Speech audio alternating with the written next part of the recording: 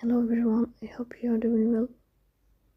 Today we'll talk about how to fix or how to solve the problem of isolation on ChatGPT.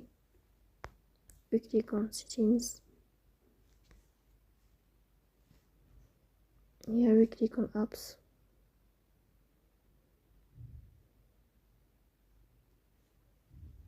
After that we click on ChatGPT.